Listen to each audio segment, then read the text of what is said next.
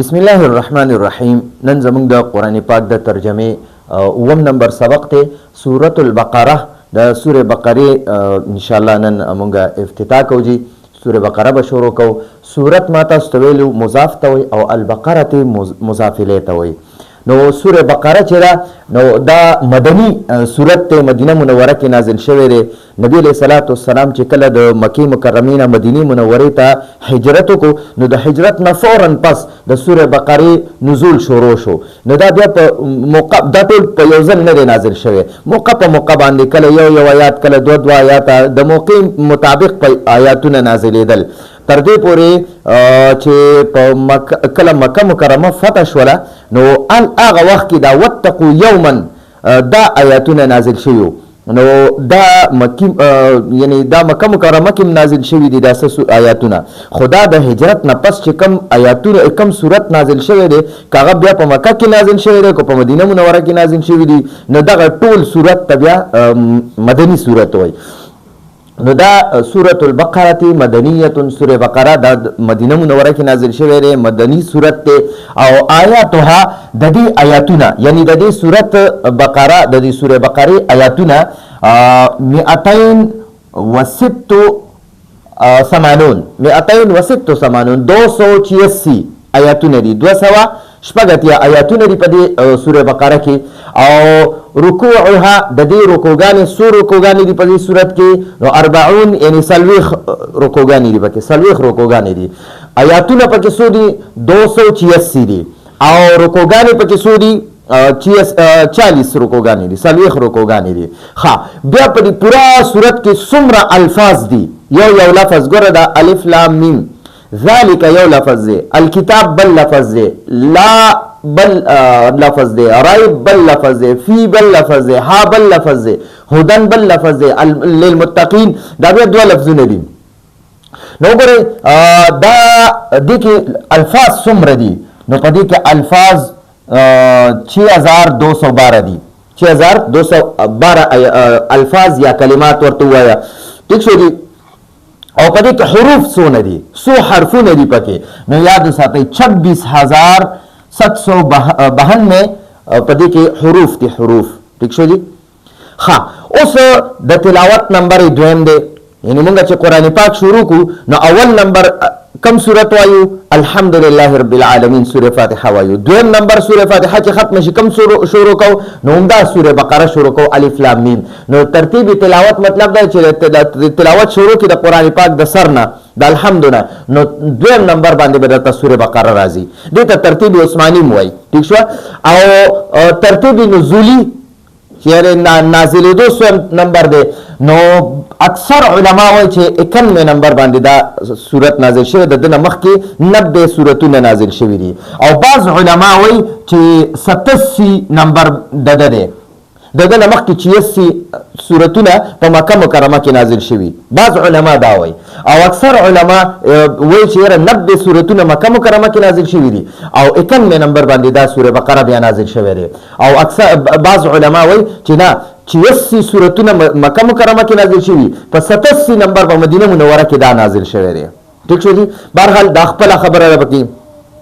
د دې بیا د نزول وخت کم یو دی یعنی د زمانه کم یو ده. نو کله چې مکی مکرمه خلکو نبی علیہ السلام ډیر زیات په ژوند باندې تنگ کو نو نبی علیہ السلام د التنا هجرت کو مدینه منوره ته. نو چې مدینه منوره ته کله هجرت کو نو فورا د قرآن د سوره بقره د دې نزول شروع شو.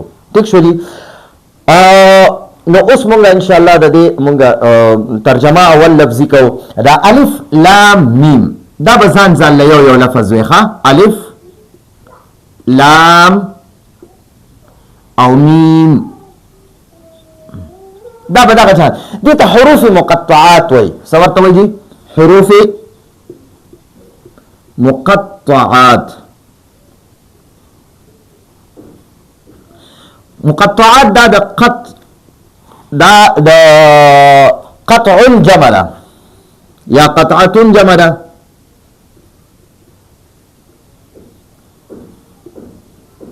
قطعه قطع معنا ده کټ کول جدا کول جدا کول، کټ کول یا جدا کول. نو دا عموم دا ځان یو لفظ جدا جدا ویل کیږي، ځکه ورته مقطعات وایي، مقطعات. او دا په 29 سورتونو شروع کې راځي. ښه اوس څنګه دا الف لام میم دا دی، بیا دغه شانتې راځي په مخکې دغه کې الف لام میم را، الف لام را، بیا ورپسې کاف ها یا عین صاد، دغه شان حامیم یاسین نون قاف. دا یو چې کوم راځي دې ته حروف مقطعات وایي. نو دا په 29 سورتونو په شروع کې راځي. او د دې معنا او د دې په مطلب د ځان پوهولو کوشش بالکل چاته اجازت نشته. الف لام میم دا د الله جل جلاله او د رسول الله صلی الله علیه وسلم په منځ کې سراز دی، په دې الله پاک او د الله رسول صلی الله علیه وسلم پوهیږي. بس دغه عمره پورې به وي. الف لام میم حروف مقطعات نه یو دغه دی. او بل د دې والله اعلم بمراده، بس د دې دغه ترجمه ده. والله اعلم، الله جل جلاله ډیر پوهیږي بمراده، د دې په مراد او د دې په مطلب باندې. بس د دې نه مخکې قدم اخیستل نه دي پکار. بعض علما وایي چې د الف نه مراد الله دی، الله جل جلاله. د لام نه مراد جبرائیل علیه السلام دی، او د میم نه مراد محمد صلی الله علیه وسلم دی. یعنی مطلب دا دی چې دا قرآن چې دی کنه دا د الله جل جلاله نه د جبرائیل علیه السلام په ذریعہ محمد صلی الله علیه وسلم باندې نازل شوی دی. نو بعض علما د دې دغه تعویل اخی، یعنی د دې دغه ترجمه کوي، خو کوشش دا پکار دی چې د دې په مطلب او د دې په مراد او د دې په معنا د ځان پوهولو کوشش چاته اجازت نشته. نو دا ناجایز دی، ټیک نه دی د دې په مراد او په معنا ځان پوهول. بس صرف دومره ویل پکار دی والله اعلم بمراده، د دې په معنا مطلب باندې الله پوهیږي. ٹھیک شو جی. او دا د الله جل جلاله او د رسول الله صلی الله علیه وسلم په منځ کې یو راز دی، دا بل چا باندې الله پاک نه ښکارا کړي. ٹھیک شو جی. ها اوس ذالک معنا سره د ذالک معنا د هاغه وو، اردو کې وو د لری لپاره د اشاره ده، د لری لپاره اشاره ده. خو دلته کې به موږ د لری اشاره نه اخلو، دلته موږ د نږدې لپاره معنا به اخلو. دلته دا د نږدې لپاره استعمال شوی چې دا د دې مطلب سره ګورئ دا ذالک چې دی کنه دا خو د لرې لپاره اسم اشاره ده، چې لرې شي د لپاره ضرورت وایي هذا قلم، دا قلم دی. اوس یو قلم هغلته پروت دی، نو ضرورت وایم ذالک قلم هغه قلم دی. نو دلته خو موږ قرآن پاک نږدې دی، موږ سره مخې ته پروت دی، نو الله پاک دا د لرې اشاره ولې استعماله کړې ده؟ نو ګورئ دا د لرې اشاره چې ده کنه دا لرې اشاره دا د عظمت دپاره استعمال کړې ده، عظمت دپاره، د ډېر احترام او د تعظیم دپاره، د ډېر لویوالي دپاره چې دا هغه عظیم شان کتاب دی. لکه زه تاسو ته وایم که نه دا قلم زما سره نږدې دی، خو زه تاسو ته وایم دا هغه قلم دی، دا هغه قلم دی چې زه پې د قرآن ترجمه لیکم. وګورئ ما د دې قلم عظمت بیان کړو، زه دا هغه قلم دی، هغه قلم دی. نو دلته کې دا ذالک همدغه شان معنا به د دې کوو، ذالک الکتاب، دا هغه عظیم کتاب دی، دا هغه عظیم شان کتاب دی. ٹھیک شو جی. کتاب مراد قرآن مجید دی. ها کتاب، ذالک الکتاب معنا دا کتاب، د کتاب نه مراد سره قرآن پاک، قرآن مجید، قرآن. ٹھیک شو جی. د کتاب نه مراد قرآن دی. نو ذالک الکتاب دا کتاب لا ریب، هیڅ شک نشته فیه دی کتاب کې، لا ریب ذالک الکتاب دا کتاب داسې کتاب دی لا ریب، ریب معنا ده د لا معنا ده نشته، د لا معنا ده نشته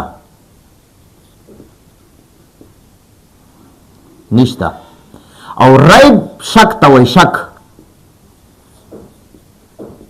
نو دلته مونږ معنا کو شک نشته،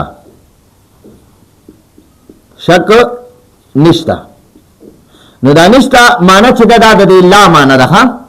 نو دلته به مونږ اول د دې ریب معنا کو، وروسته به د شک معنا د لا معنا کو. نو داسې به مونږ وایو شک نشته، نه شک نشته. ذالک الکتاب دې کتاب کې یعنی دا کتاب لا ریبا چې شک نشتا، داسې کتاب دی چې شک نشتا فيه دی کې، دی کتاب کې. فی معنا دا کې د دې فی دا فيه په اصل کې داسې دی، ګوره ورته فی او هی داسې دی، نو دا بیا یو ځای لیکل کېږي، نو فيه ویل کېږي. د دې فی معنا دا کې او د دې هی معنا دا دی کې، یعنی ټیک شو. نو دا دی موږ معنا کو دی کې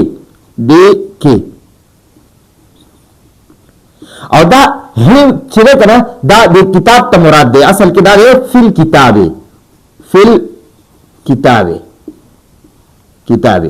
فل کتابه دی، ٹھیک شو.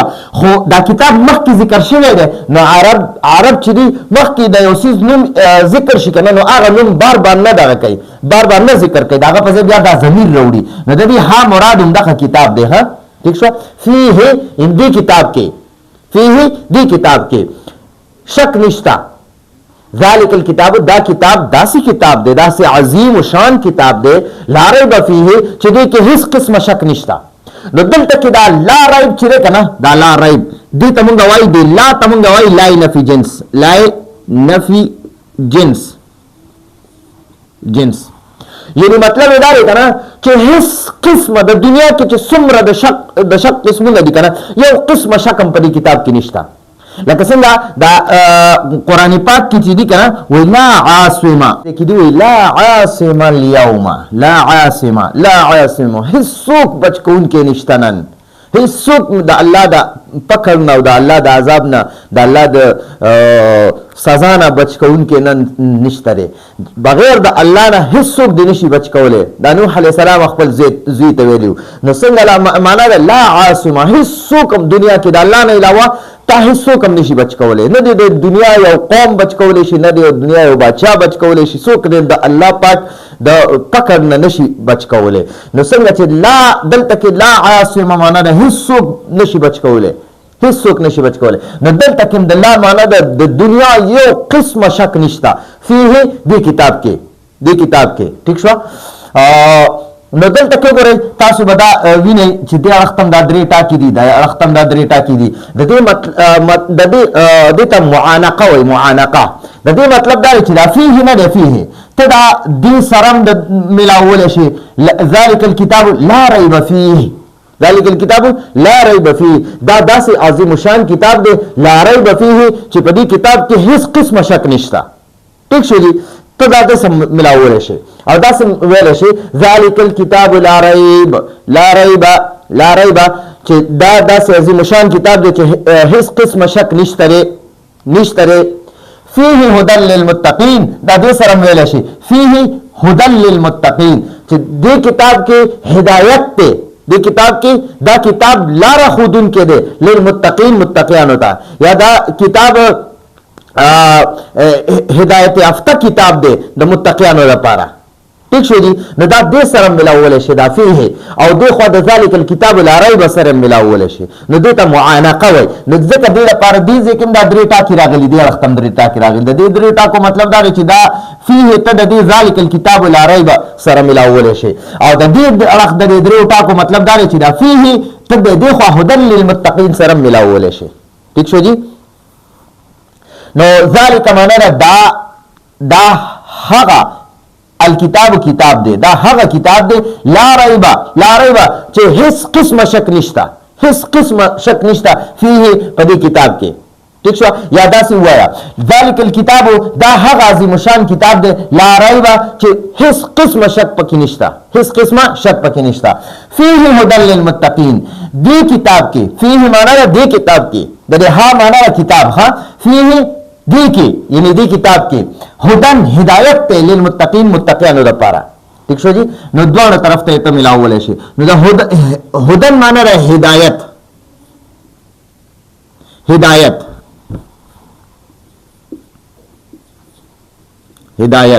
ٹھیک شو جی.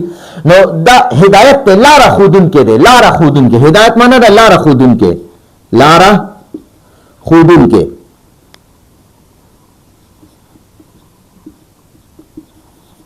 لاره ښودونکی. ٹھیک شو جی.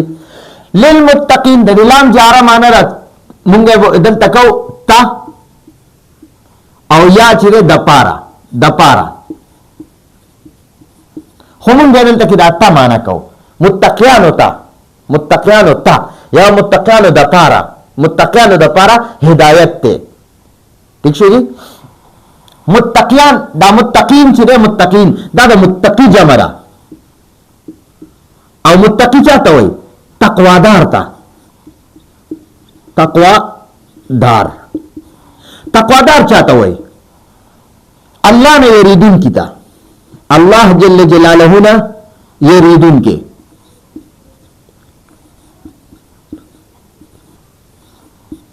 متقی چاته وای؟ تقوادار ته، د الله نه یریدون کی تا. ٹھیک شو؟ چې د الله نه څوک یریږي هغه ته متقی وای. د الله د یری نه ګناهونه پریدي، د الله د یری نه ګناهونه پریدي، که غټ ګناهونه که واړه ګناهونه وي، د الله د یری نه پریدي، نو هغه کس ته متقی وای. او د متقی جمع چې ده کنه، د دې متقی جمع متقین راځي، متقین د متقی جمع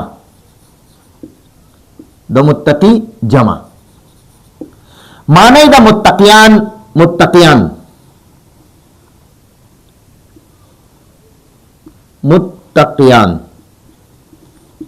یا پرهیزګاران،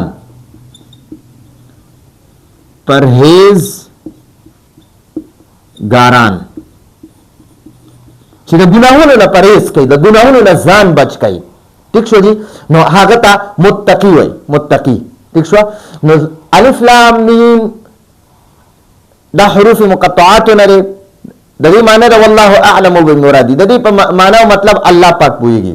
ذالک الکتاب، دا هغه عظیم شان کتاب دی، ذالک معنی دا او هغه، دا هغه الکتاب عظیم شان کتاب دی، دا هغه عظیم شان کتاب دی، لا ریبه چې هیڅ قسم شک نشته فيه په دې کتاب کې، هدن هدایت کون کې دی، لار خودون کې دی، للمتقین متقیانو ته. ٹھیک شو جی؟ نو اوس خو ګوره دا ولې ورته وی چې ذالک الکتاب، نو ګوره یو خو د دې مطلب دا دی چې موږ په سوره فاتحه کې وی، د سوره فاتحه سره ربط دا دی چې موږ سوره فاتحه کې وی اهدنا الصراط المستقیم، یا الله موږ ته نیغه لار وښیه، موږ ته نیغه لار وښیه. نو دلته کې اوس موږ ته وایي ذالک الکتاب، دا هغه عظیم شان کتاب دی، لا ریب فیه چې دې کې هیڅ شک نشته، هدن للمتقین متقیانو ته لار ښودون کې دی. نو ته چې وایې چې یاره ما ته لار وښایه، نو تا ته به دا لار په دې قرآن پاک کې ملاویږي. ته قرآن پاک راواخله، په قرآن پاک عمل وکړه، قرآن پاک په غور او فکر سره د دې تلاوت وکړه، نو تا ته به انشاءالله الله پاک هدایت وکړي، لار به درته وښایي، د الله پاک سره به دې تعلق جوړ شي. نو دا هغه عظیم شان کتاب دی. ٹھیک شو جی؟ دویمه خبره، ذالک الکتاب لا ریب فیه هدن للمتقین، د دې څه مطلب دی؟ نو ګوره یاد ساتئ، کله چې د یهودیان چې دي په تورات، زبور، انجیل، په ټولو کتابونو کې د قرآن پاک پیشنګویانې شوي وي، او د نبی آخر الزمان صلی الله علیه وسلم پیشنګویانې شوي وي چې آخره زمانه کې به داسې یو پیغمبر راځي چې هغه نه به الله پاک یو کتاب ورکوي، هغه به آخري کتاب وي، او دا ټولو کتابونو سردار کتاب به وي، او دا پیغمبر به نبی آخر الزمان صلی الله علیه وسلم به د ټولو پیغمبرانو سردار او د ټولو پیغمبرانو امام او د ټولو پیغمبرانو افضل ترین پیغمبر وي. دا پیشنګویانې مخکې زمانه کتابونو کې شوي وي. نو په تورات کې یهودیانو هم دا ویلو. نو یهودیانو چې کله دا کتاب کې دا قرآن پاک او د نبی آخر الزمان صلی الله علیه وسلم پیشنګویانې واورېدې، نو هغې د هغې زمانې نه د هغې کتابونو کې دا ویلي چې په مدینه منوره کې دا پیغمبر راځي، دلته کې به اوسېږي بیا. نو دا یهودیان چې کومو د ایران المدینه منورې ته او په مدینه منوره کې د نبی علیه الصلاۃ والسلام د پیدایش نه مخکې دغلته ځان له خاریې آباد کړې، دلته کې آباد شو د نبی علیه السلام د نبی آخر الزمان صلی الله علیه وسلم په انتظار کې. نو کله چې نبی علیه الصلاۃ والسلام پیدا شو، بیا په مکه مکرمه کې لوی شو، پیغمبري ورته میلاو شوه، بیا د مکې مکرمې نه مدینې منورې ته هجرت وکړه. نو بیا په دې یهودیانو چې دوی د عناد او د بغض او د حسد د وجې نه نبی صلی الله علیه وسلم باندې ایمان رانوړو، او قرآن پاک کې شک او شبه په خلکو کې خوره کړه چې ګوره دا هغه کتاب نه دی. د دې یو مشرو د دې یهودیانو مالک ابن صیف نومو، مالک ابن صیف صاد سره، مالک ابن صیف چې وکړه دا د یهودیانو پیشواو، د یهودیانو مشر د یهودیانو یو قسمه لیډرو، یو رهنما یو قائد یو ٹھیک شو جی نو دی مالک ابن سیف په د خلکو ته وی کنه چې ګوره دا نبی هغه نبی نه دی چې کوم زمون کتابونو کې او دا قرآن هغه قرآن نه دی چې کوم زمون کتابونو کې پیشنګوئی کړی وه نو دا د مالک ابن سیف ظالم چې یهودي د خلکو په زړونو کې هغه شک او شبهه اچوله شک و شبہ چولا نو اللہ پاک قرآن نازل کو ذالک الکتاب دا هغه عظیم شان کتاب دی لا ریب فیه چې پدې کې هیڅ قسمه شک نشتا دا مالک ابن سیف چې خلکو په زړونو کې کم شک اچي نو ګوره دا شک دا دروغ وي بکواس کوي دا خپل د حسد او د عناد او د بغض د کینې د وجه نه دا سوځيږي چې ولې دا نبی صلی الله علیه وسلم د اسماعیل علیه السلام په اولاد کې پیدا شو دا ولې د یعقوب علیه السلام په اولاد کې نه پیدا کېدو د اسحاق علیه السلام په اولاد کې دا ولې نه پیدا کېدو نو دا يهوديان چې دا ټول د دې سلسله د اسحاق علیه السلام د طرف نه ابراهیم علیه السلام سره ملو شوی او د نبی اخر الزمان صلی الله علیه وسلم سلسله چې دا د اسماعیل علیه السلام په ذریعه سره ابراهیم علیه السلام ته ملو شوی دی نو دا د ابراهیم علیه السلام دوه زامنو یو اسحاق علیه السلام او یو اسماعیل علیه السلام نو د اسماعیل علیه السلام په اولاد کې یو پیغمبر هم نو د نبی اخر الزمان صلی الله علیه وسلم نه بغیر زمونږ اخیری پیغمبر صلی الله علیه وسلم د اسماعیل علیه السلام په اولاد کې د ټوله سلسله کې صرف دا یو پیغمبر یو اسماعیل علیه السلام او دویم ورپسې بیا دا محمد صلی الله علیه وسلم او د اسحاق علیه السلام د اسماعیل علیه السلام چې دویم ورو اسحاق علیه السلام نو د دې یو زوی یعقوب علیه السلام د یعقوب علیه السلام زوی یوسف علیه السلام بیا د یوسف علیه السلام په اولاد کې بیا په زرګاو پیغمبران الله نازل کړي دي دا را لېږلي دي دنیا ته نو یو پکې یو په دغه کې موسی علیه السلام هم د اسحاق د یعقوب علیه السلام په اولاد کې د یوسف علیه السلام په اولاد کې راغلی دی نو د هغه چې کوم قوم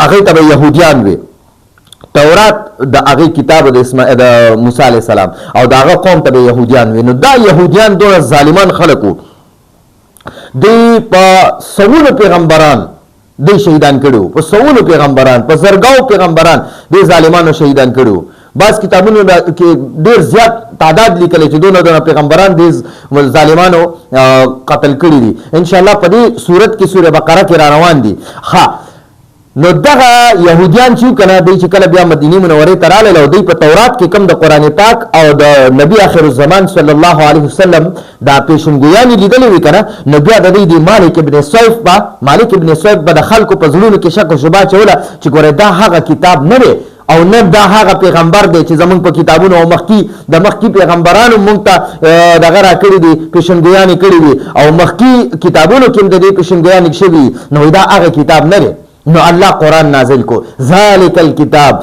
دا هم هغه کتاب دی لا ریب فیه چې په دې کې هیڅ قسم شک نشته او هدن للمتقین دا متقیانو ته لاره ښودونکی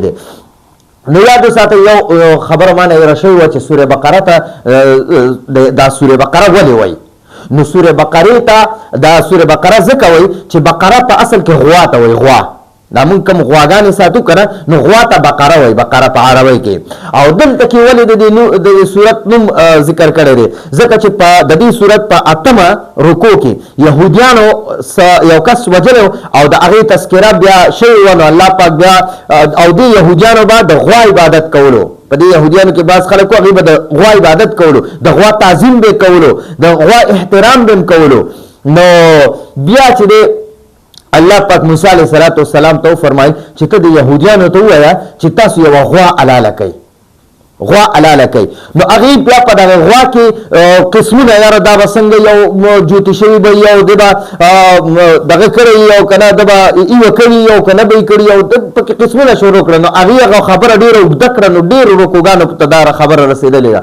نو اوږده قصه او غټه قصه بیا سورې بقره کې د دې غوا تذکره راغلې ده نو ځکه د دې صورت لم نوم د بقرې ایښی دی او په دې صورت کې نه دا د قرآن پاک د ټولو نه لوی صورت دی غټ صورت دی د دې نه غټ صورت په قرآن پاک کې بالکل نشته دی دا 2.5 سپارې دی څه کم یو رکو دوه رکو کم 2.5 سپارې دی ٹھیک شو په دې الف لام میم دلته نه شروع شوی د اولې سپارې نه 2مه سپاره کې دی او بیا په 3مه سپاره کې تقریبا یو 2 رکو د پاسه یا 2 رکو د پاسه یو پاو ده ټیک شو دي. نو دوه رکو کم نیمه سپاره بیا په دریمه سپاره کې دا نو دوه نیمه سپاره دا صورت ته دومره غټ صورت پدې کې بیان نشته. بل پدې کې یو عظیم شان د ټول قرآن د آیاتونو سردار آیت الکرسی پکې ده. ٹھیک شو دی. بل حدیث کې راځي چې څوک سوره بقره وایي کنه نو د کور ته به شیطانان او جنات نه راځي. ٹھیک شو. که تاسو په کورونو کې شیطانان جنات سحر جادو وی کنه د سوره بقره تلاوت کوي حدیثو کې راځي نو الله پاک به دا ټول ګندګیان ستاسو کور نه ختمي. بل فرمای نبی علیہ السلام فرمای وای د هر سیز د پاره یو عظیم شان اوچته حصہ وي او د قران پاک اوچته او اعلی حصہ سوره بقره ده. ٹھیک شو جی. نو سوره بقره کې ډیر زیات برکات دي. نبی علیہ الصلوۃ والسلام فرمایي تاسو د زهراوینو تلاوت کوئ زهراوینو پابندي کوئ یعنی دا دو سورات سوره بقره او سوره آل عمران دې ته زهراوین ویلي دي د دې ډیر زیات برکات دي نو کوشش کوئ چې سوره بقره تلاوت هم کوئ. ٹھیک شو جی. ها ذالک الکتاب لا ریب فیه هدى للمتقین. هدى مصدر دی مصدر او د دې معنی ده هدایت کوونکې نو دا هدایت کوونکې لار خودونکې کتاب دی. المتقین دا متقی چاته وای متقی الله نه یریدون کی ته وای. نو اوس د تقوا چې نه کنه د تقوا بیا درې حصے دي. د تقوا درې حصے. اوله حصہ څه شی دی؟ د کفر او د شرک نه اسلام ته داخلي دل دا د ټولو نه یعنی اوله حصہ ده د تقوا چې انسان کفر او شرک پریږدي او اسلام کې داخل شي او د الله د دایمي عذاب نه ځان بچ کی. دا یو تقوا دا شو یو حصہ. دویمه حصہ څه شی ده چې انسان د هر قسمه ګناهونو نه د غټو د وړو ګناهونو نه ځان بچ کی. د قتل نه د بدکارۍ نه د ظلم نه د زیاتی نه دغه شان د هر یو ګندګۍ نه ځان وساتي کاغه غټه ګناي او کوړه ګناي دا هغه نه ځان وساتي. ٹھیک شو جی. او درېمه د تقوا درېمه حصہ څه شی دی چې انسان دا مباح جائز کم سيزونه دي او حلال سيزونه دي اغم او هغه حلال سيزونه کې دونه مصروف دي چې د الله پاک نه توجه کا شوی دا نو دقه سيزونه کمول بالکل ختمول خو خپل جن کې هغه ډیر کمول چې الله طرف توجه وي. نو دا درېمه حصہ چې د تقوا د ټولو نه افضل ترین حصہ ده او دا د پیغمبرانو او د اولیاء علیهم السلام د پیغمبرانو علیهم السلام او د اولیاء رحمهم الله دا غوی تقوا ده دا غوی درجه دي. ٹھیک شو جی. مطلب دا ده د متقی مطلب دا ده چې انسان ځان د کفر او شرک نه بچ کی. ٹھیک شو. نو د هدى للمتقین مطلب دا دی چې دا کتاب نه دی قرآن پاک دا د کفر او د شرک نه انسان بچ کی او د توحید طرف ته دا راولي د توحید لار ورته خي. د کفر او شرک نه انسان بچ کی او د توحید لار ورته خي د توحید او رسالت لار ورته خي. او د دې دوه حصے مطلب دا دی د دوه حصے چې انسان دا کتاب نه قرآن پاک دا انسان د غټو او د وړو د ټولو ګناهونو نه بچ کی او د هدایت لار ورته خي. او درېمه خبره د تقوا چې انسان دا صالحین دا نیکان چې دي کنه نیکان نو دا قرآن پاک دی نیکانو ته د انبیاء علیه الصلاۃ والسلام والا او د اولیاء رحمهم الله د لار ورته خودون کړي د هغه چې کوم مرتبه ده نو هغه مرتبه ته د رسیدون کې کتاب دی. د نیکان خلق د پیغمبرانو او د اولیاء د تقوا چې کوم مرتبه ده کنه نو دا کتاب هغه مرتبه ته د نیکان خلق رسون کې کتاب دی. د دې نیکانو خلقو رسول کې کتاب دا قرآن پاک دی. نو ذالک الکتاب لا ریب فیه هدى للمتقین. ذالک الکتاب دا هغه عظیم شان کتاب دی لا ریب چې هیڅ قسم شک نشته فیه په دې کتاب کې. هدن دا کتاب هدایت کوونکی دی للمتقین. هدایت کوونکی مطلب دا لار خودونکی دی للمتقین متقیان ہوتا. متقین ما تاسو ته دا متقی جمع او متقین معنا دا متقیان پرهیزګاران خلق د ګناهونو نه ځان بچ کوونکي خلق. ٹھیک شو جی. نو حضرت معاذ ابن جبل رضی اللہ عنہ فرمائی وی تقوا څه ته وایي؟ تقوا دې ته وایي چې انسان کفر او شرک پریږدي کفر او شرک پریدي او د الله جل جلاله دایمي عذاب نه ځان وساتي او د الله پاک سره تعلق جوړ کړي، دې ته تقوا وایي. او حضرت عمر رضی الله عنه یو ځل د ابی بن کعب رضی الله عنه نه تاسو کوی تقوا څه ته وایي؟ تقوا څه ته وایي؟ نو ابی بن کعب رضی الله عنه حضرت عمر رضی الله عنه ته وایي اے عمر رضی الله عنه، اے امیر المؤمنین، تاسو کله د غنو لار باندې چرته تللی؟ ورته او تلې ما. وایي ته چې کله د غنو په لار باندې ځین وایي څنګه چل کې؟ وایي زه خپل جامې راغونډې کوم، امیر المؤمنین عمر رضی الله عنه ورته وایي، او خپل پنسل بس راغونډې کوم، ډیر په خیال قدم قدم. نو ابی بن کعب رضی الله عنه ورته فرمایل وایي دا تقوا ده چې په دنیا کې ځان راغون کا او د هر قسمه ګندګۍ نه دا ټول ګندګیانې غني دي غني د دې نه ځان بچ کول او د الله سره تعلق جوړول، دغه ته تقوا وایي. ٹھیک شو جی. نو دا زمونږ د ذالک الکتاب لا ریب فیه هدی للمتقین مختصر ترجمه او مختصر تفسیر ټیم هم په ډیر واغستو، خو دې کې دا څه خبره ابتدایي خبرې نو دا ډیر زیاتې دغه وی جی دا لازمي وي. اوس دا متقین نه متقین اوس په مونږ ته په څلورو آیاتونو کې د متقین صفتونه بیانوي چې دا متقیان به څنګه خلک وي. الذین یؤمنون بالغیب ويقيمون الصلاة ومما رزقناهم ينفقون والذين يؤمنون بما أنزل إليك وما أنزل من قبلك وبالآخرة هم يوقنون أولئك على هدى من ربهم وأولئك هم المفلحون. نو دا درې څلور آیاتونه راسي چې په هغې کې به اوس د دې متقی چې کوم متقیان او پرهیزګاران خلک دي د دې صفات بیانېږي. بیا به په دوو آیاتونو کې د کافرانو مذمت او د کافرانو سنګدلي بیانېږي، او بیا به په 14 آیاتونو کې د کم منافقین دي د دې حالات به بیانېږي. نو دا زمونږ د نن ورځې درس راتلونکي درس پر اجازه غواړو. هذا هو المرام والله اعلم بحقيقة الكلام.